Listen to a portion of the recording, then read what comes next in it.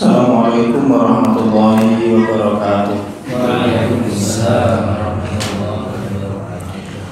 Alhamdulillah wassalatu wassalamu ala Rasulillah Sayyidina Maulana Muhammad ibn Abdillah wa ala alihi wa ashabihi wa mawalah. Asyhadu an la ilaha illallah wahdahu la syarika lah wa asyhadu anna Muhammadan abduhu wa rasuluhu la nabiyya wa la rasula ba'dah. Rabbi shrah li sadri wa yassir li amri wa hlul 'uqdatam min lisani yafqahu qawli. Subhanaka la ilma lana illa ma 'allamtana innaka antal alimul hakim. Amma ba'd.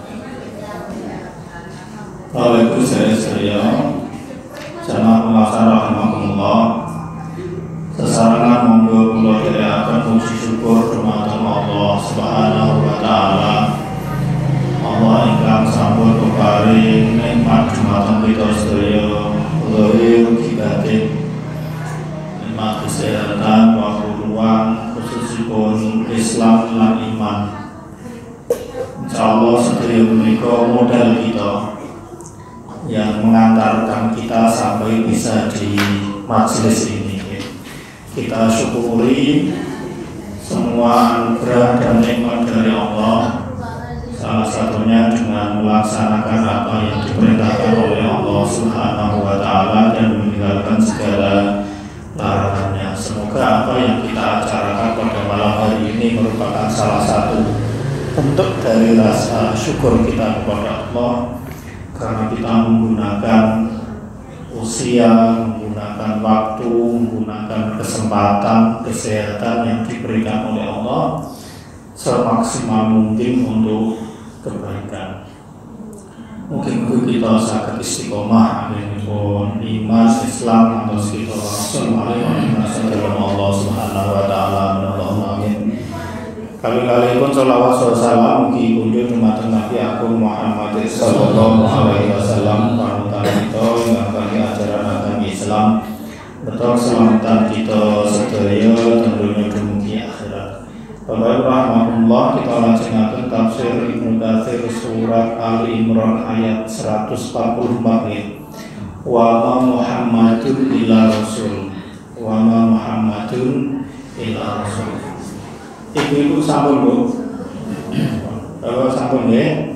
Kita waos cukup panjang lagi 144 sampai 148 ya. Monggo. A'udzu billahi minasy syaithanir rajim.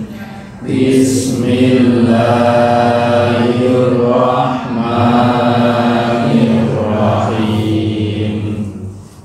Wa ma Muhammadun illa rasulun qad khalat min qablihi rusul afa imma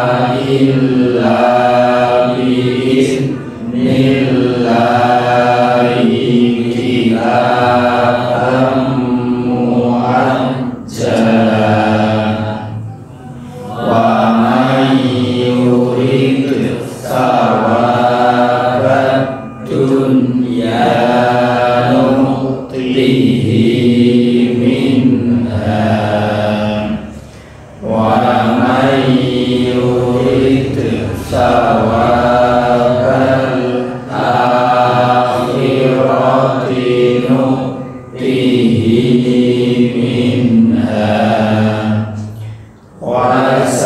najzis syakirin wa ka'ayyin min nabiyyin qatala ma'ahu ribbiyuna katsir fama wahanu lima asabahum fi sabilillahi wa ma dha'ufu wa mastakanu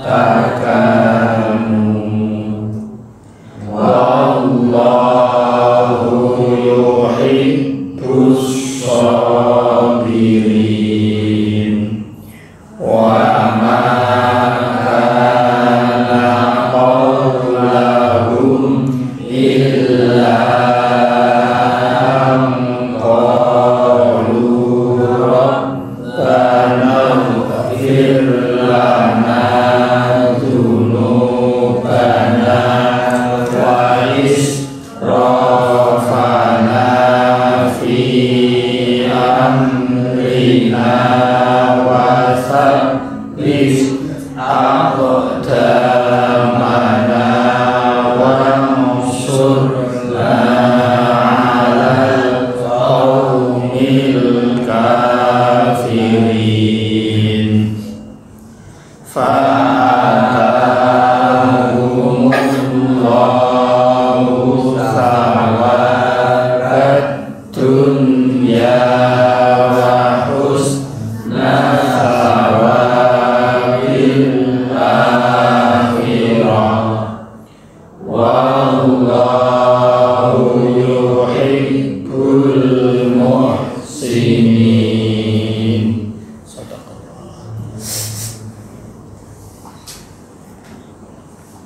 Bapak Ibu rahimakumullah, ini masih melanjutkan kisah tentang perang Uhud ya. Jadi sejak ayat berapa itu menjelaskan tentang perang Uhud sampai 60 ayat nanti berikutnya. Nah, Bapak Ibu rahimakumullah, ketika umat Islam pada saat perang Uhud itu dalam satu momennya mengalami kekalahan, gugur di antara mereka. Kemarin disebutkan ada 70 atau 73 para sahabat yang syahid. Maka kemudian nada syaitan, setan yang berubah wujud menjadi manusia, dia berseru gitu, ala inna Muhammadan qad qutila, Muhammad sudah terbunuh, Muhammad sudah meninggal. Lalu Ibnu Qami'ah kembali menemui orang-orang musyrik, salah seorang dari orang musyrik juga, dan berkata, qataltu Muhammadan, aku telah membunuh Nabi Muhammad. Jadi dalam kisahnya Ibnu Qami'ah ini ketika perang Uhud melempar Rasulullah Shallallahu Alaihi Wasallam yang menyebabkan Rasulullah itu mengalami luka-luka. Disebutkan bahwa helm perangnya Rasul itu yang ngeten niku ketika dilempar niku dua-duanya niki pelindung pipi niku pecah. Akhirnya besi yang melindungi pipi itu sampai menusuk ke dalam pipi Rasulullah, masuk ke dalam. sahabat Abu Bakar yang berada di dekat Rasul berusaha untuk mengambilnya, tapi nggak bisa. Itu betapa kuatnya menancap ke dalam pipi. Lalu Abu Ubaidah kemudian beliau meminta kepada sahabat Abu Bakar, sudah biar aku saja. Saking kuatnya menancap itu, ketika Abu Ubaidah bin Al-Jarrah itu menggigitnya, ditarik angin, gigit pakai gigi beliau, itu sampai gigi taringnya Abu Ubaidah itu lepas. Memang bisa melepaskan kaitan besi yang menusuk pipi Rasulullah, tetapi gigi taring Abu Ubaidah itu sampai lepas. Itu betapa kuatnya kalau kita bayangkan, dan betapa sakitnya Rasulullah SAW. Ketika sisi yang satu diambil juga dengan digigit begitu nih, itu gigi taring Abu Ubaidah yang satu juga copot. Jadi dua-duanya copot, dan itu darah bercucuran dari Rasulullah SAW. Ibnu Qomiyah itu ketika melihat kayak gitu, dia dengan sombongnya begitu ya, ke belakang bilang, wes rampung, Muhammad wes mati, aku sing mateni. Seperti itu kasarannya kayak gitu. Padahal dia hanya sekedar memukul Rasulullah atau melempar Rasulullah SAW. Ada yang mengatakan dengan batu, ada yang mengatakan dengan tombak. Melempar Rasulullah lalu membuat Rasulullah itu luka-luka. Gigi geraham Rasulullah niku patah, lalu kemudian bibir bagian bawahnya luka-luka, pelipisnya luka-luka begitu. Yang memang keluar darah betul Rasulullah. Nah, info itu meskipun belum valid begitu, pada saat kondisi yang begitu chaos pas perang kan, infonya itu ya nggak bisa valid memang. Ada berita bahwa Nabi Muhammad sudah meninggal. Maka hal itu menyebabkan sebagian besar para sahabat yang ikut perang itu merasa semangatnya itu melemah begitu, melemah karena ini Nabi Muhammad sudah meninggal, dan ya mungkin saja Nabi Muhammad itu meninggal, maka wazu alaihi dzalika. Para sahabat yang menganggap ya bisa saja Nabi Muhammad itu meninggal. Karena di dalam kisah-kisah para nabi sebelum Nabi Muhammad pun para nabi itu juga meninggal.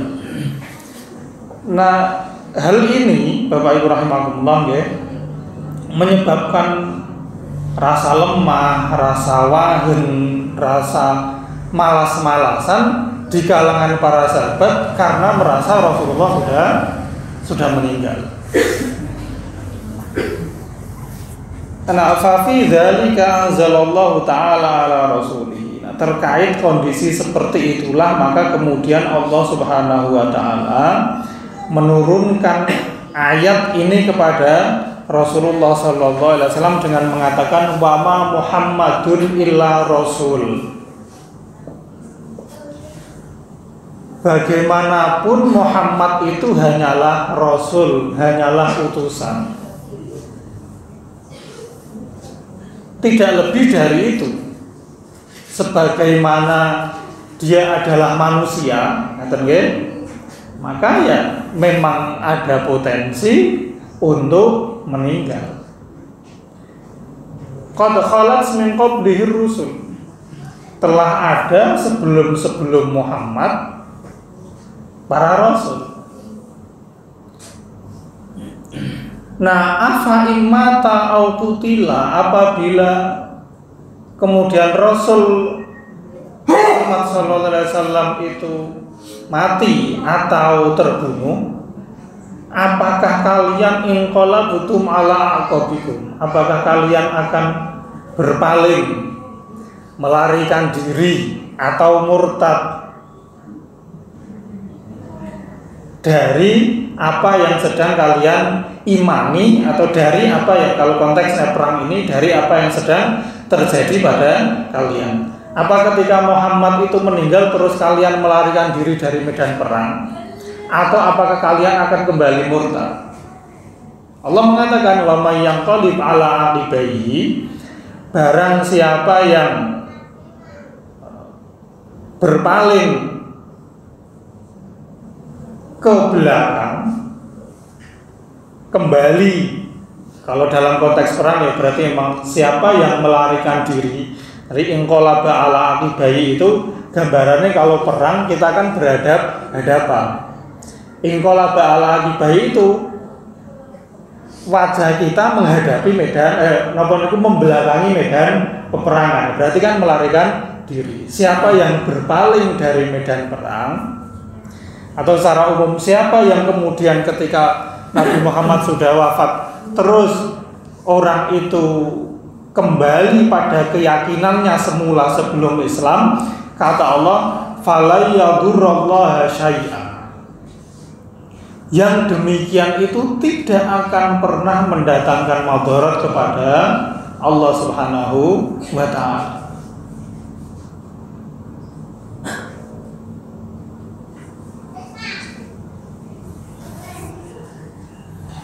Wa sayajzillahu syakirin, dan Allah akan membalas orang-orang yang mau bersyukur kepadanya. Dan itu ayat 144. Kejadiannya pada saat perang Uhud, ketika kondisi sedang genting-gentingnya, pasukan pemanah tidak mengindahkan dan menaati instruksi Rasulullah, lebih tertarik untuk mengambil ghanimah. Kesempatan itu diambil oleh Khalid bin Walid yang waktu itu masih belum masuk Islam, dipakai untuk menggempur pasukan Rasulullah SAW sehingga mereka lari kocar kacir sampai mereka bisa mengepung Rasulullah SAW yang dilindungi oleh beberapa sahabatnya, yang berakibat Rasulullah itu mengalami luka yang cukup parah. Loh, apakah Allah itu nggak bisa menyelamatkan Nabi Muhammad? Bisa jadi kita bertanya seperti itu. Kenapa kalau Rasulullah tidak mengalami cedera atau mengalami luka kayak gitu? Ini pelajaran penting sebenarnya Bapak Ibu rahimahullah, bahwa Allah Subhanahu wa ta'ala itu memang menghendaki Rasul itu mengalami perjuangan yang begitu berat dari sisi usaha kemanusiaan, supaya apa? Menjadi contoh bagi kita semua. Dan itu sesuai dengan namanya, Nabi Muhammad. Muhammad itu orang yang terpuji, artinya banyak orang yang memujinya. Gara-gara itu tadi salah satunya usaha keras beliau, gitu kan? Perjuangan beliau yang begitu dahsyat sehingga dia memang layak untuk Muhammad, untuk dipuji oleh banyak orang. Jadi Muhammad itu orang yang mendapat pujian sangat banyak dari orang lain. Kalau orang yang terpuji secara biasa itu namanya Mahmud, dia terpuji. Tapi kalau Muhammad itu orang yang sangat terpuji, dan pujian itu berasal dari orang lain. Jadi Nabi Muhammad itu kan punya nama Muhammad dan punya nama Ahmad. Di dalam kitab Injil disebutkan bahwa namanya adalah Ahmad. Sekali disebut di dalam Al-Quran itu. Kalau nama Muhammad di dalam Al-Quran itu disebut sebanyak 4 kali. Nah, Muhammad itu maknanya adalah orang yang sangat terpuji, dalam artian orang lain itu sangat memuji Rasulullah, itu Muhammad. Kalau Ahmad adalah orang yang sangat banyak memuji. Jadi Nabi Muhammad itu orang yang sangat memuji Allah Subhanahu wa ta'ala. Kalau orang yang biasa-biasa saja memujinya, yang namanya hamid. Itu orang yang memuji. Tetapi bentuk mubalaghahnya adalah Ahmad, orang yang sangat banyak memuji kepada Allah. Jadi Nabi kita itu orang yang sangat terpuji dan orang yang sangat memuji. Jadi dia sangat dipuji oleh Allah Subhanahu wa ta'ala sebagai Nabi akhir zaman. Dia juga orang yang sangat memuji Allah Subhanahu wa ta'ala.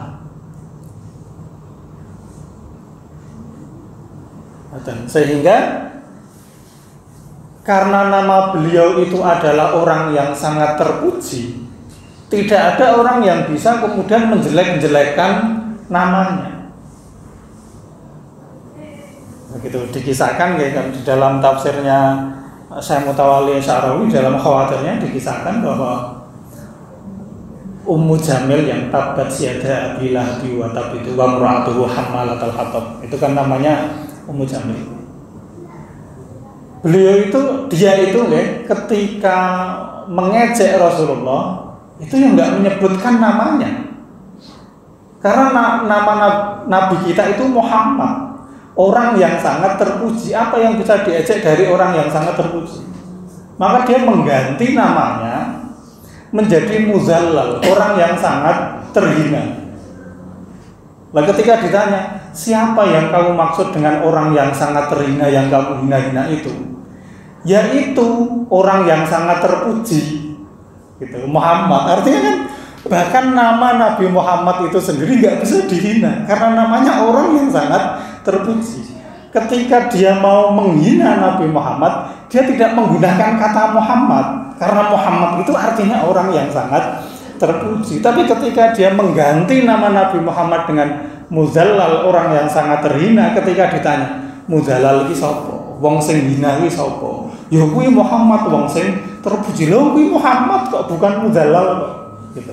Terus siapa yang kamu hinakan itu? Gitu. Bahkan namanya saja, itu tidak bisa dihina. Sifatnya apalagi, itu Nabi kita. Nah,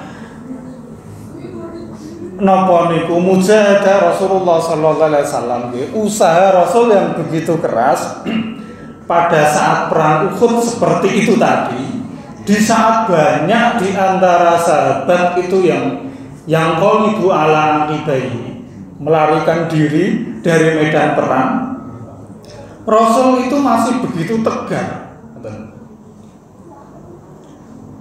untuk menghadapi musuh.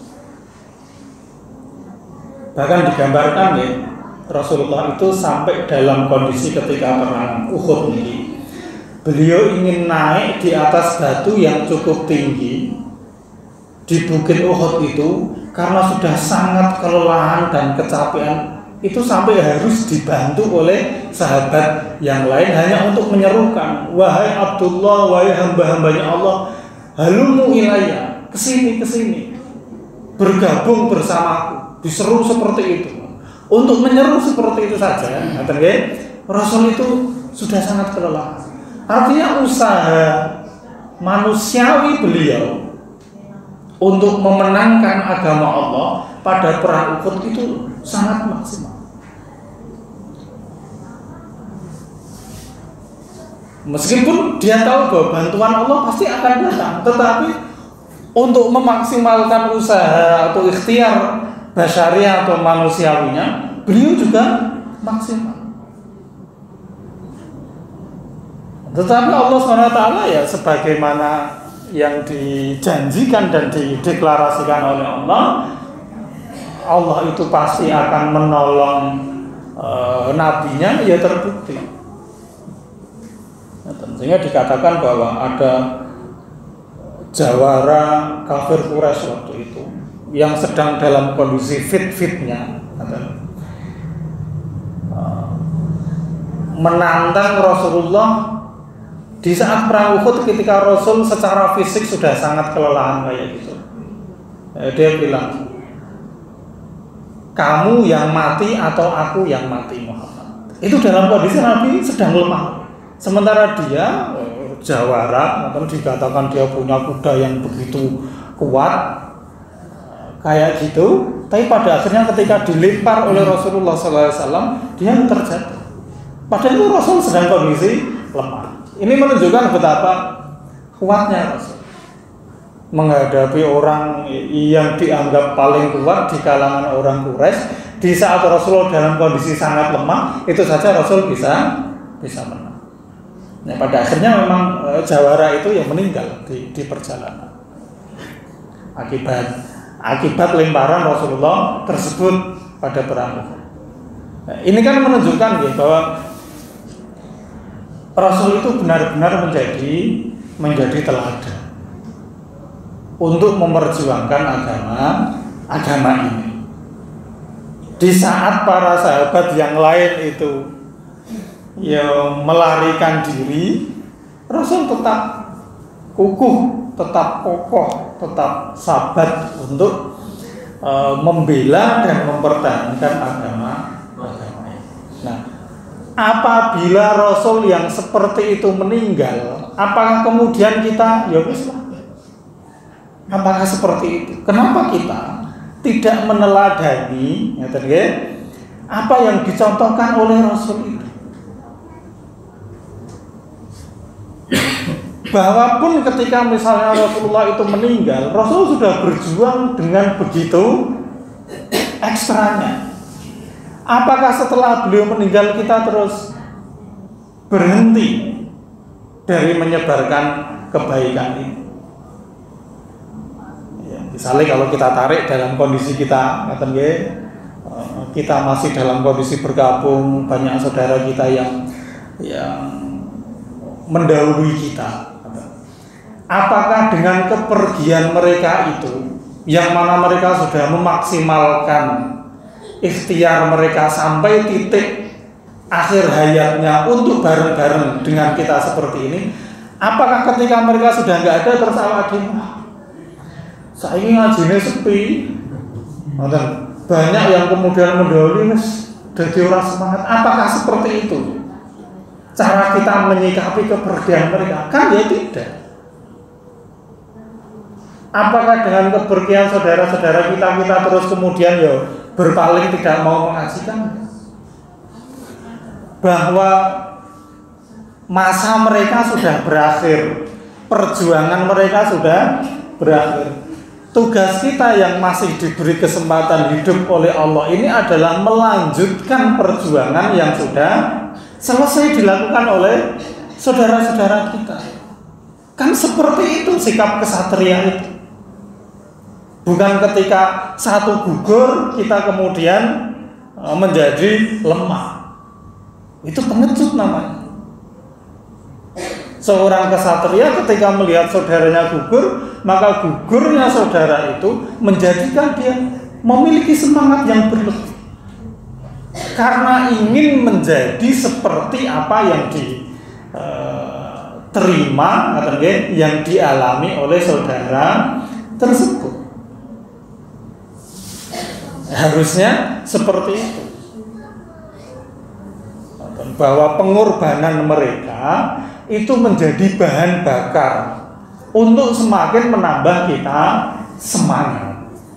Bukan malah kita merasa di akhir merasa lemah, merasa wahan, merasa istiqan. Enggak seperti itu.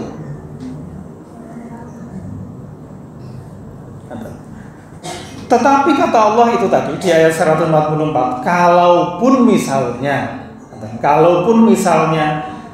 kalian kok memang benar-benar berpalingnya kalian itu enggak ada pengaruhnya kepada Allah Subhanahu wa Ta'ala.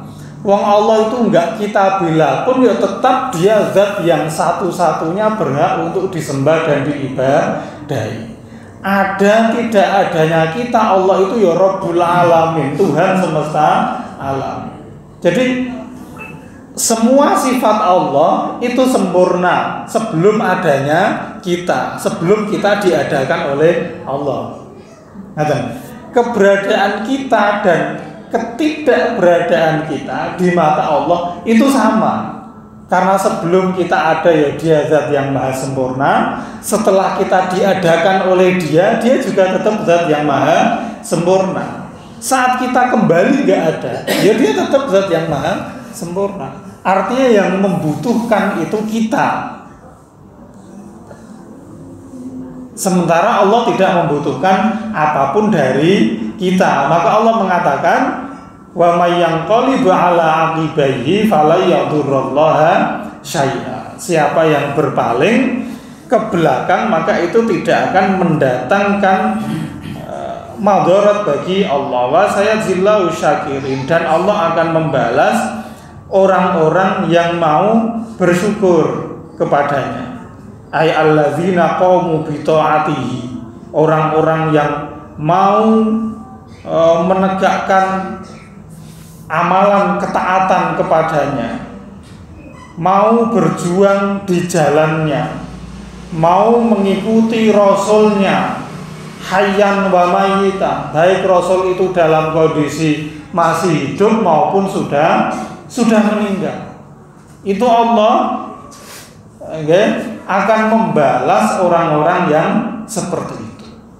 Bersyukur ketika sudah dibukakan hatinya untuk menerima Islam. Dalam kondisi apapun akan nyekel kenceng Islam ini, baik sepi maupun rame, baik sendirian maupun bersama-sama, baik saudara-saudara kita sudah banyak meninggalkan kita atau masih lengkap. Tetap menunjukkan kesyukurannya dengan terus-menerus menaati Allah, mengikuti jalan Allah dan Rasulnya, dan tetap membela agamanya. Nah, oleh karena itu Bapak Ibu rahimahumullah, yang terkait dengan hal ini Imam Ibnu Katsir menyebutkan sebuah riwayat dari Imam Bukhari bahwa ketika Rasulullah itu wafat, bukan di kejadian perang Uhud, di akhir-akhir hayat beliau ketika Rasulullah itu wafat, kan banyak di antara para sahabat itu yang tidak percaya, tidak terima, tidak menyangka kalau Rasul itu pada akhirnya memang benar-benar akan wafat. Termasuk sahabat Umar.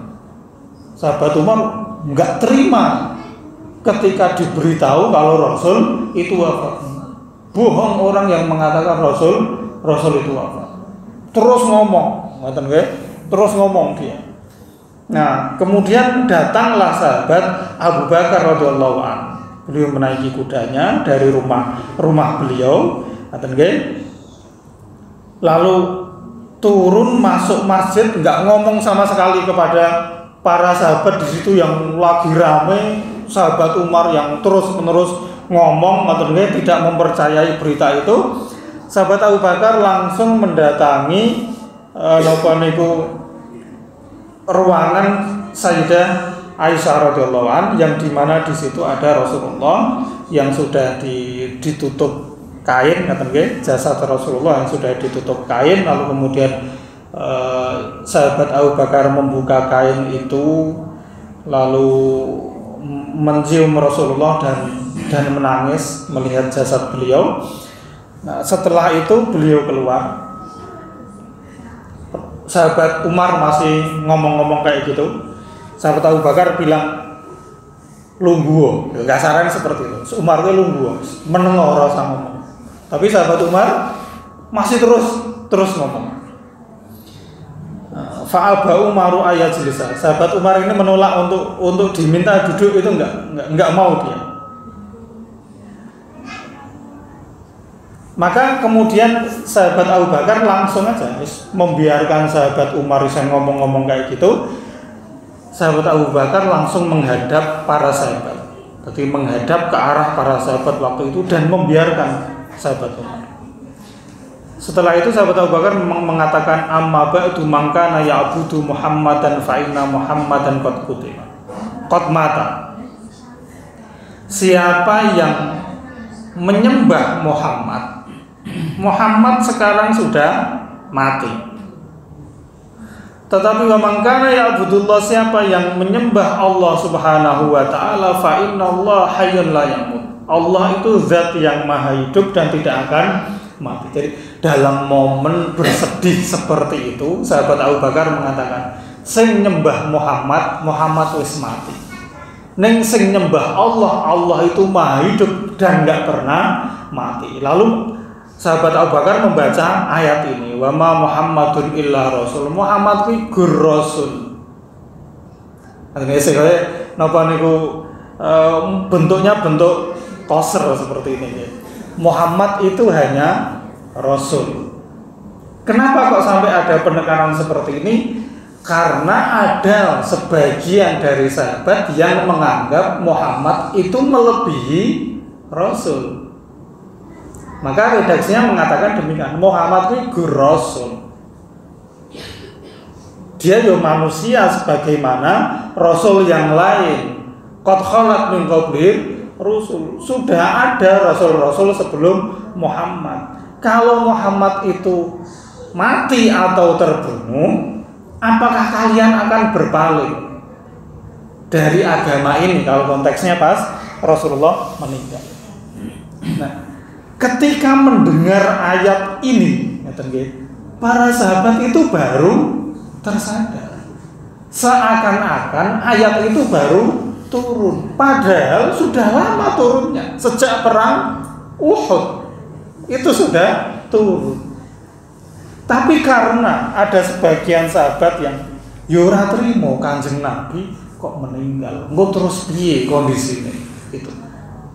Enggak nopo nggih, ya enggak menerima keadaan itu. Sangat galau, sangat gelisah, sangat sedih. Sampai sahabat Umar, siapa yang bilang Muhammad meninggal, tak bunuh sekarang, dia yang bilang kayak gitu. Itu sahabat Umar. Enggak mungkin Nabi Muhammad itu meninggal. Sahabat Abu Bakar harus menengawi lungguh. Orang sampai kisruh. Kasarannya seperti itu. Lalu sahabat Abu Bakar mengatakan, sing nyembah Muhammad saiki mati Muhammad. Ning sing nyembah Allah masih hidup. Lalu membaca ayat ini. Para sahabat lalu setiap yang mendengar itu lalu kemudian tersadar. Lalu mereka semua mengucapkan atau membaca ayat ini, wa ma Muhammadun illa rasul qad khalat min qablihi rusul. Sahabat Umar ketika mendengar ayat itu, yang awalnya nggak mau duduk sikile langsung dengkel, langsung tidak kuat berdiri. Karena menyadari, oh iya ada ayat yang mengatakan demikian. Nah, kakinya itu terus gemeter, pada akhirnya dia dobrok. Dan menghadapi fakta yang begitu memukul. Ini di satu sisi menunjukkan bahwa betapa cintanya para sahabat terhadap Rasulullah itu, sampai tidak berharap Rasul itu meninggal. Karena kan setelah sahabat Umar ini lerem emosi ini, setelah membaiat Abu Bakar, setelah sahabat Abu Bakar dibaiat menjadi khalifah Rasul, dia mengklarifikasi pernyataannya pada hari ketika Rasulullah meninggal. Dia mengatakan, saya waktu itu tidak mengatakan Rasul itu nggak mungkin meninggal, tetapi maksud saya adalah, ya pikir aku Rasul itu adalah orang yang meninggalnya paling akhir di antara kita semua. Itu klarifikasi dari sahabat Umar di hari ketika Khalifah Abu Bakar dibaiat. Jadi saat beliau membaiat itu dia mengatakan, kita maksud bukan berarti Rasul itu tidak meninggal ya, tapi maksudnya ya pengenku Rasul itu meninggal setelah kita semua meninggal.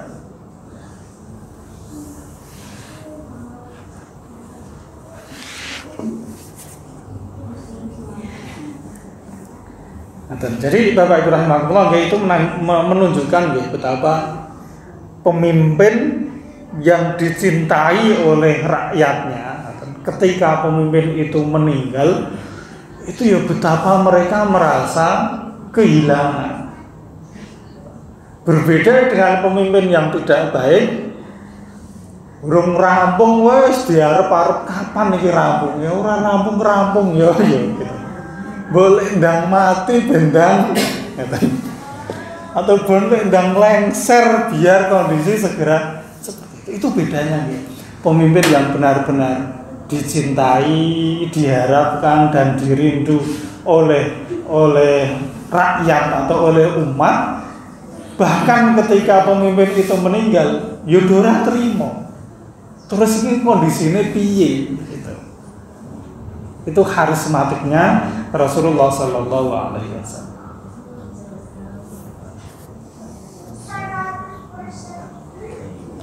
Ya, lalu kemudian Bapak Ibu rahimakumullah di ayat berikutnya ayat 145.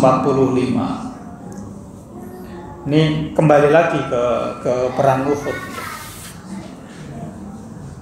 Jadi kenapa kita ini harus takut untuk berperang dan menghadapi musuh?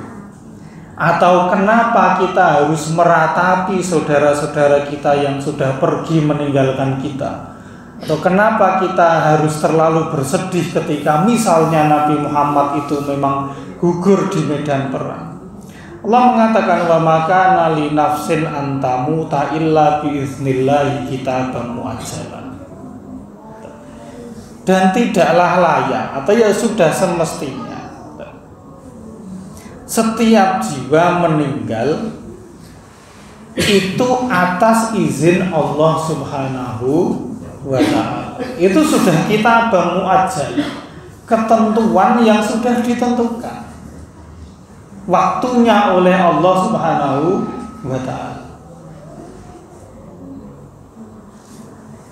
Jadi tidak selayaknya setiap jiwa meninggal kecuali mendapat izin atau atas izin dari Allah. Itu sudah menjadi ketetapan yang waktunya itu sudah ditentukan oleh Allah Subhanahu wa ta'ala. Jadi ibaratnya hidup kita ini itu ada timernya, ada batas waktunya. Ya, dari mulai 0 entah sampai berapa yang ditentukan oleh Allah Subhanahu wa ta'ala. Kayak kita mainannya anak-anak itu yang diputer-puter nih loh. Napa niku boneka diputer-puter lalu kemudian dia bisa jalan. Ketika puterannya itu sudah habis ya dia berhenti. Nah, kayak gitu modelnya. Jadi awak dhewe ini disetel oleh Allah bahwa si A itu nanti hidupnya dari ini sampai ini, diputer seperti itu. Lalu kita berjalan, ketika itu sudah habis ya sudah. Itu kita bangun aja. Sudah ditentukan waktunya. Lah, kenapa kita menangisi mereka? Wong itu sudah ditentukan oleh Allah, sebab ketika Allah itu sudah menentukan takdirnya, nggak akan ada yang bisa menolak. Kalaupun misalnya kita bilang Allah, oke lah, engkau tidak menghidupkan, beri aku waktu sehari 2 hari untuk menanggung hidupnya. Kita nggak ada yang bisa. Nah, artinya ketika Allah itu sudah mengatakan dia saatnya mati loh ya ini, sudah meninggal loh ini, gitu. Enggak Allah, udahlah kalau memang engkau sudah nggak mau mengurusi, tak urusinnya aku. Kita ya nggak bisa. Wong kita nggak bisa membuat jantung itu berdetak, kita nggak bisa memberikan oksigen, kita nggak bisa dan macam-macam, ya nggak bisa lagi. Maka ya sudah, di satu sisi, ketika kita menghadapi kondisi seperti itu, bahwa emosi kemanusiaan kita iya, tetapi terkontrol, dengan pernyataan ini. Ya wis ditiwancine piye meneh. Wong yo kita nyatanya nggak bisa menanggung hidup saudara kita. Yang bisa menanggung dan merawat itu Allah. Kalau memang sudah saatnya, ya sudah. Bahwa kita bersedih, iya. Tetapi sedih kita itu jangan sampai, jangan sampai mengucapkan, melakukan, memikirkan hal-hal yang tidak diridhoi oleh Allah. Karena ketika nanti dibalik karo Gusti Allah, ya wis nek kowe memang isa pengen nguripi, kowe memang iso nanggung nguripe wong kuwi. Ketika aku sudah berlepas tangan, kan nggak ada yang bisa. Makanya sudah, kita nerima. Maka ketika kita mendengar kabar saudara-saudara kita meninggal, kita mengatakan innalillahi wa inna ilaihi raji'un. Ya, kita semua ini punya Allah, miliknya Allah. Pada akhirnya akan kembali kepada Allah. Kita bersedih, iya. Tetapi ya kita semua ini punya Allah, sudah diambil oleh Allah. Ya, awak dhewe gondeli dengan alasan apa?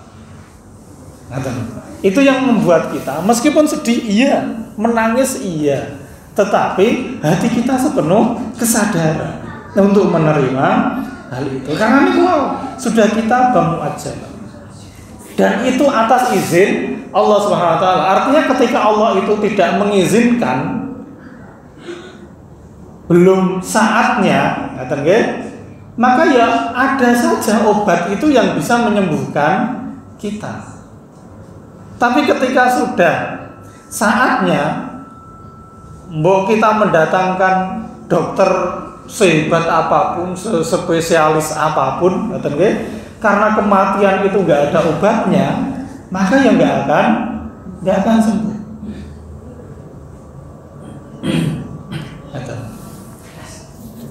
Illa biiznillah, kecuali atas izin dari Allah. Ini artinya bahwa Bapak Ibu rahimakumullah, malaikat yang mencabut nyawa kita itu hanya akan mencabut ketika sudah mendapat instruksi dari Allah, mendapat izin dari Allah. Karena illa biiznillah itu berarti ada orang yang diberi izin. Allah memberi izin kepada siapa? Kepada malaikatnya. Untuk apa? Untuk mencabut nyawa kita. Nah, mencabutnya nyawa yang dilakukan oleh malaikat itu hanya bisa terjadi atas izin dari Allah. Makanya ketika orang-orang itu menangis, malaikat iki salahku opo to?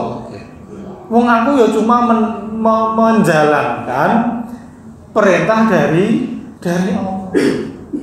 Ya, seperti itu malah.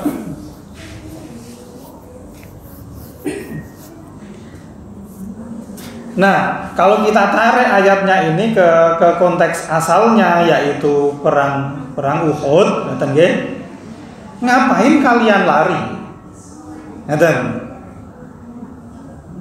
Padahal kematian itu hanya terjadi atas izin dari Allah Subhanahu wa taala. Artinya ketika kalian pun nggak lari saat belum ajal tiba, belum kita bamu'ajjalah, ya kalian nggak akan mati. Tapi ketika kalian lari kemanapun saat ajalmu sudah datang, ya tetap akan mati. Maka ngapain kalian lari? Gitu. Ini kalau kita tarik konteksnya ke asalnya, yaitu perang. Maka Allah mengatakan, wa may yurid thawabad dunya nu'tihi minha. Oke, siapa yang ingin mendapatkan balasan di dunia, tak kasih. Artinya para sahabat waktu itu dalam perang Uhud, ada yang lebih menginginkan ghanimah. Oke, tak kasih ghanimah. Gitu. Wa may yurid thawabal akhirati nu'tihi minha. Dan siapa yang menginginkan pahala akhirat, yaitu kesyahidan, nu'tihi minha, tak kasih. Maka dari awal dulu kalau sampaikan bahwa perang Uhud ini itu menjadi gambaran besar kehidupan kita sebagai manusia secara umum. Dan di awal ada orang yang sebelum perang itu wes gembosi. Abdullah bin Ubay bin Salul itu dia ngembosi pasukan, membawa 300 pasukan untuk kembali pulang. Baru di tengah perjalanan. Iki urung ngaji, ngoten nggih. Kasaran urung mulai ngaji, lagi arep berencana melakukan pengajian. Pas ana sing mbos ngaji ngene kok kaya tenanan, kaya iso istiqomah, ngono sing abot ngono istiqomahe, misalnya seperti itu nggih. Sehingga ora usah wae daripada ra istiqomah ora usah melu sekalian. Ada yang seperti itu. Baru perjalanan perang Uhud, ngoten nggih, itu 300 sudah pulang duluan. Dan lalu kemudian ketika perang, saat kondisi sedang baik, dan ada orang yang memanfaatkan kondisi baik itu, dia lupa akan tujuan awalnya perang, lebih tertarik untuk keuntungan duniawi. Itu sebagian pasukan pemanah. Ketika melihat kondisi bahwa umat Islam menang banyak sekali ghanimah, wis mudhun wae, meskipun Rasulullah menginstruksikan untuk jangan mudhun karena khawatir kalau tidak kebagian ghanimah, maka mereka turun. Itu mereka lebih menginginkan sawabat dunia, balasan dunia. Oke, kata Allah tak kasih, silakan ambil ghanimah, tapi ada catatannya. Artinya mereka ini ngaten nggih pada akhirnya menjadi contoh ana wong sing modele ngono kuwi. Jarine ngomongnya ngaji. Ning ternyata di sebalik ngajinya itu ada bisnis ngaten nggih yang ingin dia jalankan. Ya misalnya ini bukan berarti misalnya dudulan umroh, misalnya seperti itu loh nggih. Bukan berarti nggak boleh kayak gitu. Oke. Tapi akan kelihatan, ngono kae to modele seperti itu. Bikin pengajian yang kemudian ada promosinya, ada macam-macamnya. Dikasih oleh Allah SWT. Siapa yang ingin mendapat ghanimah kayak gitu, oke dikasih. Tetapi akan kelihatan, ternyata modele ngono kae itu untuk menjadi percontohan bagi kita. Bahwa di antara kita yang berkecimpung di kebaikan pun ngoten nggih, ternyata ada yang demikian.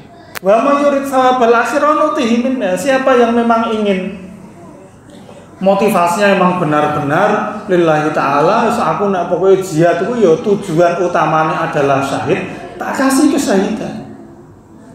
Ya pahala akhiratnya adalah syahid. Dikasih. Maka dari sini kita melihat ada orang munafik kayak gitu.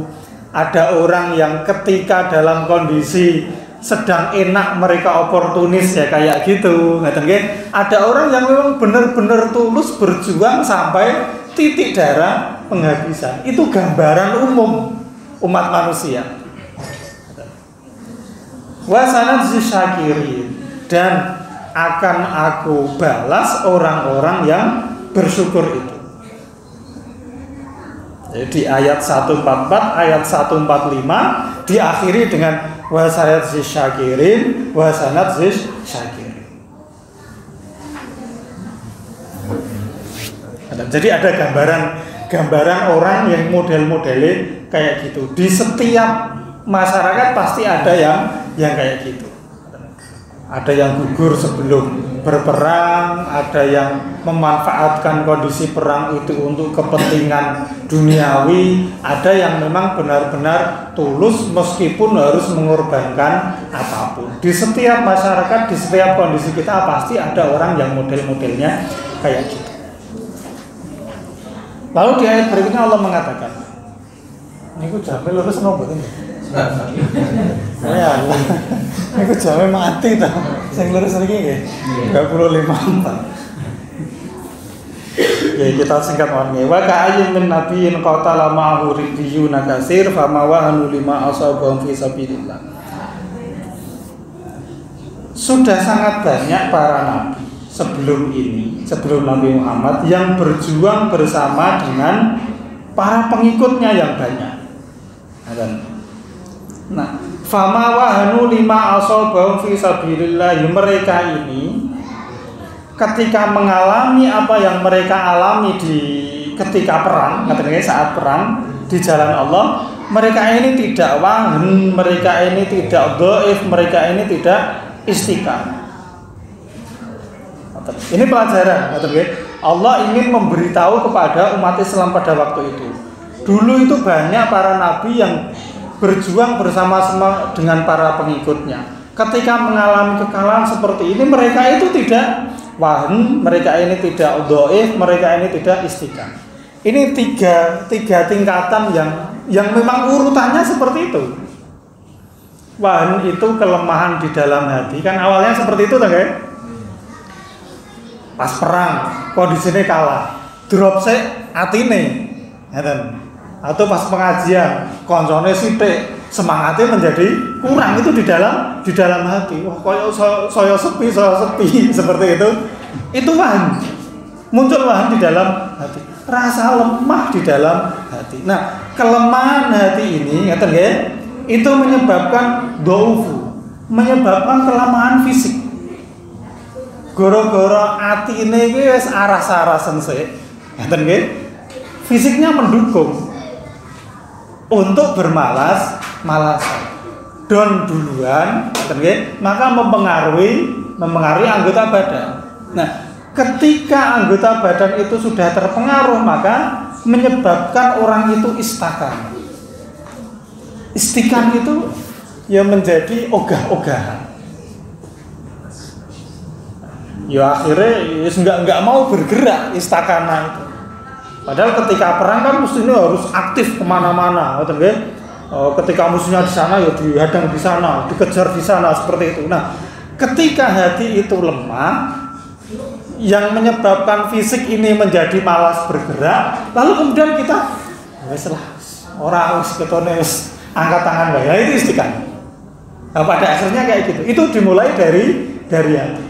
Ini hatinya mulai lemah, semangatnya mulai kendor. Itu ya efeknya di anggota tubuh kita. Ya ndelalai tiba-tiba pas wayahe ngaji, pas malam seperti ini ya ndelalai karena didukung terlebih dahulu oleh hatinya yang malas, fisiknya itu mengamini. Oh, kesel, rasa kayak gitu. Muncul istiqamah itu ya ngene guys, merasa wae seperti itu akhirnya. Enggak kayak gitu. Maka di sini Allah mengatakan wallahu yuhibbus sabirin. Allah itu mencintai orang-orang yang sabar. Jadi yang dicintai oleh Allah itu orang-orang yang sabar. Artinya ngeten Bapak Ibrahim Allah. Masih ada 2 menit. Kalau kita mencintai Allah, ngeten nggih? Kuwi akeh tunggale. Kalau kita itu mencintai nikmatnya Allah, itu oke tunggal. Tetapi enggak banyak orang yang dicintai oleh Allah. Banyak orang yang mencintai Allah, tapi banyak orang yang tidak mendapat cinta Allah Subhanahu wa taala. Misalnya ono wong ayu. Banyak orang yang mencintai orang yang cantik itu wajar, karena dia cantik. Tetapi enggak banyak orang yang mendapatkan cinta dari perempuan yang cantik tersebut. Nah, dalam hal ini banyak orang yang mencintai Allah karena Allah itu zat yang maha baik. Tetapi enggak banyak orang yang mendapatkan cintanya Allah. Nah, siapa orang yang dicintai oleh Allah? Itu orang-orang yang sabar. Maka cukuplah kesabaran itu ketika imbalannya adalah dicintai oleh Allah. Karena tidak banyak orang yang mendapatkan cinta Allah, hanya orang-orang yang sabar. Yang di ayat terakhirnya, di ayat 148 Allah mengatakan wallahu yuhibbul muhsinin. Jadi hanya orang yang ihsan dan hanya orang yang sabar itu yang dicintai oleh Allah Subhanahu wa taala. Banyak orang yang mencintai Allah, tetapi Allah tidak mencintainya. Karena hanya orang yang sabar dan hanya orang yang ihsan yang akan mendapatkan balasan cinta dari Allah Subhanahu wa taala. Maka kita harus sabar, kita harus ihsan untuk mendapatkan cintanya Allah.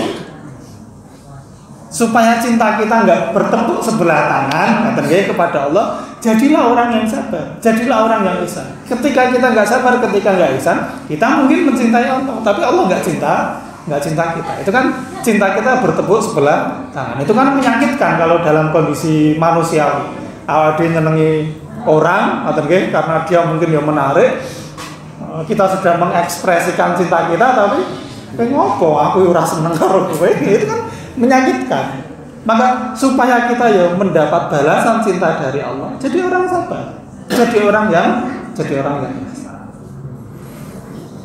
Nah, oleh karena itu ketika kita sudah mengalami kondisi yang enggak baik, konteksnya pas perang Uhud itu, ya kita harus segera sadar bahwa yang menyebabkan kita kalah gara-gara kita tidak menaati perintah Allah dan Rasulnya. Maka dikatakan wa maka naqaulahum illa anqaulu, wa maka naqaulahum, tidaklah ucapan yang mereka ucapkan kecuali mereka mengatakan setelah sadar ya, Rabbana ighfir lana dzunubana, ya Allah ampuni dosa-dosa kami karena tidak taat kepada Rasul, wa israfana fi amrina, dan berlebihan kami dalam urusan kami. Sakjane ora perlu untuk ghanimah wis cukup. Tapi karena saking cintanya kepada dunia, awak dhewe pengen mendapatkan keuntungan itu. Sakjane ngaji seperti ini cukup, ora perlu dodolan umroh misalnya, ora perlu dodolan apa. Tapi karena kita ingin mendapat berlebih, tadi kita mengajak jamaah dan apa tadi bukan mengkritik yang lain ya. Itu israfana fi amrina. Wasabbit aqdamana, dan teguhkanlah kaki-kaki kami ini untuk terus istiqomah seperti ini. Wansurna 'alal qaumil kafirin, dan tolonglah kami atas orang-orang yang kafir. Nah, terhadap yang seperti itu fa'atahumullahu thawabad dunya wa husna thawabil akhirah. Maka Allah memberikan pahala dunia dan kebaikan pahala akhirat. Bisa kita perhatikan ini betapa Allah itu, ya kalau dibilang diskriminatif Allah ini. Allah mengatakan untuk pahala dunia itu nggak ada kata baiknya. Di sini kata, maka Allah memberikan pahala dunia, tapi terhadap pahala akhirat ada husnanya dan kebaikan pahala akhirat. Jadi dunia wis gur ngono-ngono kuwi bae. Oke, tak kasih dunia, tapi nggak ada istimewanya. Yang istimewa adalah husna sawabil akhirah. Jadi betapa dunia itu dilihat oleh Allah itu sesuatu yang sangat nggak penting. Ya tak wai, tak kasih, tapi itu sesuatu yang nggak menarik. Yang menarik itu adalah husna sawabil akhirah. Maka wallahu yuhibbul muhsinin. Insyaallah dan Bapak Ibu rahimahullah, semoga ini menjadi bahan perenungan kita bersama bahwa kondisi kehidupan itu kayak gitu. Ana wong sing modele ngono, ngene dan kae. Ada orang yang benar-benar tulus, ada orang yang oportunis, ada orang malah ngebosi, gur ngeribeti. Ada orang yang seperti itu. Gambaran besarnya kayak gitu dalam kehidupan kita. Orang yang sabar, orang yang ihsan, itulah orang yang terbaik yang akan mendapatkan cinta dari Allah. Insyaallah mugi-mugi manfaat. Ngapunten bagi wonten pun. Assalamualaikum warahmatullahi wabarakatuh.